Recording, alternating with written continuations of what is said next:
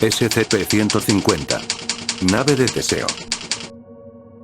Categoría: Keter.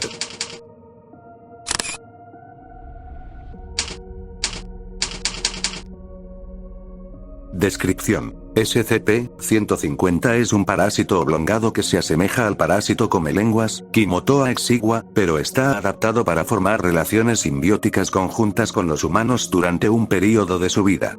Al contacto con un sujeto humano, SCP-150 se inserta profundamente en la carne de su anfitrión.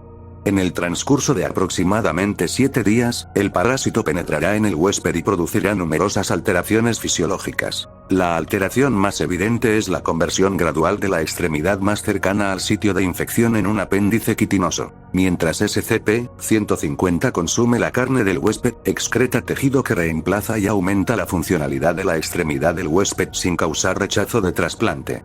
Se sospecha que SCP-150 puede secretar sustancias anestésicas e inmunosupresoras para evitar que el cuerpo del huésped responda al cambio. Además, el tejido nervioso excretado por SCP-150 puede interactuar con el sistema nervioso del huésped.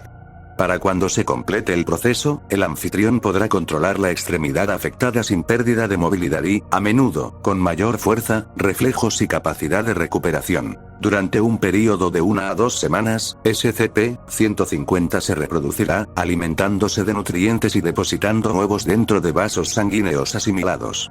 Se hipotetiza que SCP-150 puede autofecundarse. Los huevos se depositan por todo el cuerpo humano a través del torrente sanguíneo, aunque la gran mayoría de ellos mueren, suficientes sobreviven para comenzar a colonizar y alterar el resto del cuerpo del huésped.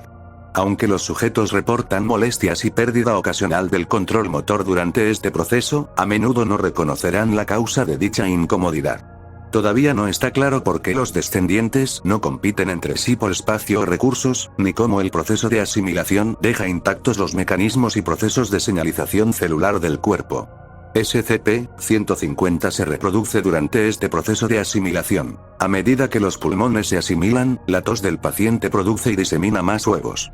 Aunque se pueden producir hasta 10.000 huevos durante este tiempo, se estima que solo el 1% de ellos se abren paso en otro huésped, de los cuales el 1% sobrevive la respuesta inmune del huésped y se implanta con éxito. Aunque SCP-150 inevitablemente resulta en la asimilación y alteración del sistema nervioso central, incluyendo la médula espinal y el cerebro, la conciencia y el comportamiento del huésped aparentemente no se ven afectados. Las entrevistas con sujetos infectados por SCP-150 han brindado poca información, ya que los sujetos infectados que desconocen SCP-150 afirman que no perciben cambios o mejoras en ciertos sentidos y facultades. Mientras que los sujetos conscientes de la infección son capaces de identificar la fuente del cambio, exhiben poco o ningún sentimiento negativo y, a menudo, expresan positivismo hacia él. Apéndice 150-E. Transcripción de leucotomía exploratoria y experimentos de transformación de tejido nervioso. 2 sujetos clase D, D13732 y D016002, se infectaron con SCP-150 y se les permitió avanzar en todas las etapas de la infección. Para examinar el efecto completo de la infección, se realizaron neurocirugías exploratorias en ambos sujetos.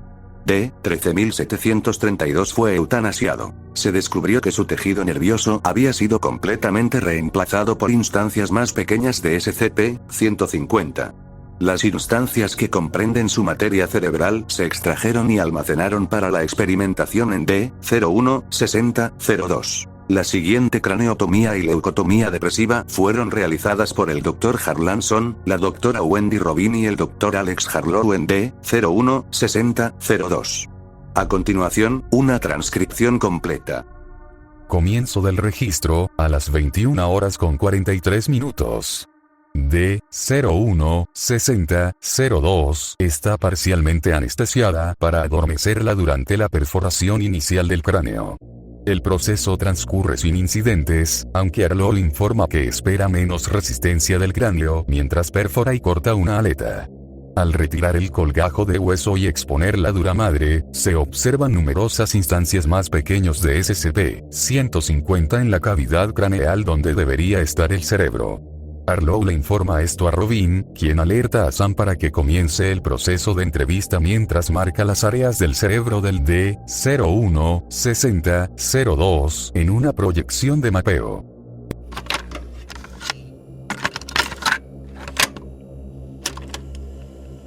¿Cuál es tu nombre? Mako. Censurado. Nombra algo que sirva para sentarse. Silvia. ¿De qué color es el pasto? Verde. ¿Cuánto es 1 más 1? 2. Hemos marcado la ubicación aproximada del área de Wernicke. Gracias, doctor. San, ahora extraeré algunos de los especímenes de esta área. El Dr. Arlo hace una incisión cuidadosamente en la dura madre y extrae algunas de las instancias del área usando unas pinzas. Coloca cada instancia en un frasco de vidrio, lo tapona y lo coloca en un soporte cercano. Cada instancia parece revivir y comenzar a retorcerse solo después de ser retirada. Este proceso toma aproximadamente 10 minutos, tiempo durante el cual San le hace repetidamente las mismas preguntas a D016002. Una vez que Arlo ha extraído aproximadamente 100 instancias, hace un gesto para que San continúe. Nombra algo que sirva para sentarse. Banco. ¿De qué color es el pasto? Verde. ¿Cuánto es 1 más 1? 2. Tengas en cuenta que las respuestas de D016002 se han ralentizado un poco. Esto indica que las instancias dentro de su cavidad craneal están realmente actuando como análogos de neuronas, aunque no está claro en cuántas neuronas equivale cada instancia. Estoy colocando una muestra de tejido neural adquirido de D13732 en D0160002 ahora. Las instancias de D13732 han sido etiquetadas con un tinte luminiscente radiactivo para distinguirlas para su extracción posterior. Nombra algo que sirva para sentarse. Sofá. ¿De qué color es el pasto? Azul. ¿Cuánto es 1 más 1? 2. ¿Cuánto es 10 por 11? 111. Las respuestas de D016002 han vuelto a la velocidad normal. Esto sugiere que es posible intercambiar tejidos nerviosos de 150 libremente entre individuos anfitriones sin rechazo. Ahora comenzaremos el procedimiento final. D016002 se le administrará un anestésico general completo. La paciente ahora está bajo anestesia total. Dr. Arlo puede comenzar el proceso de extracción de tejido. Para este procedimiento final, intentaremos reemplazar por completo el tejido cerebral de D016002 con el de D13732. Previamente, durante la exploración de la cavidad craneal de D13732, el Dr. Arlo y yo observamos que las instancias que conectaban su materia cerebral a su médula espinal no estaban aseguradas de ninguna manera, y de hecho parecían estar cambiando de posición con otras instancias en el cerebro. Veremos hasta dónde se extiende esta compatibilidad. Hay silencio durante la próxima hora mientras los tres, Arlo, San y Robin, retiran la parte superior del cráneo del D016002 y comienzan a extraer su materia cerebral en un gran recipiente de vidrio. Extracción completa. La materia cerebral de D016002 se ha retirado con éxito.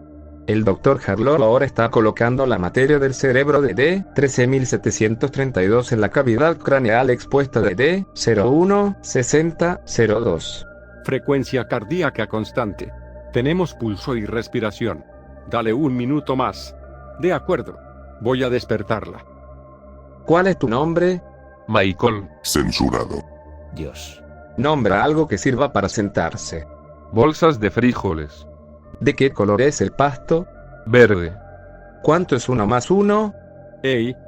San. 2. San, mira esto. Se muestra que el cerebro de D016002 se mueve por sí mismo, moviéndose sutilmente de un lado a otro. Bueno. Eso es nuevo.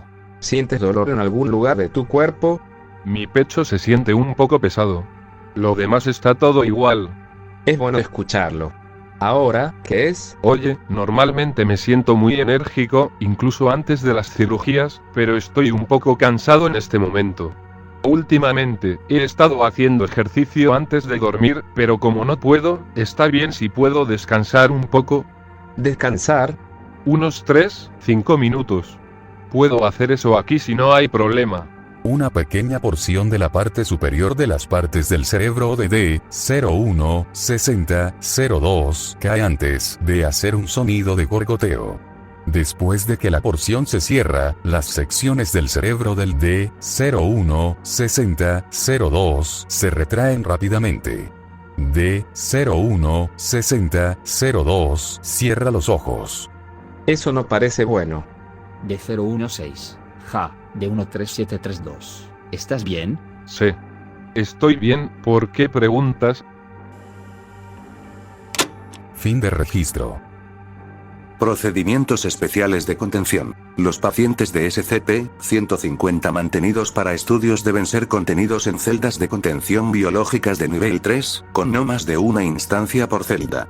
Los cultivos de SCP-150 están contenidos en frascos de vidrio sellados al vacío en el Laboratorio de Materiales Infecciosos del sitio 42. Se deben seguir los procedimientos de manejo estándar de patógenos en todo momento. Toda instancia de SCP-150 hallada fuera de la contención deben ser incineradas. Fin del reporte. Sígueme y comenta cuál otro SCP deseas conocer.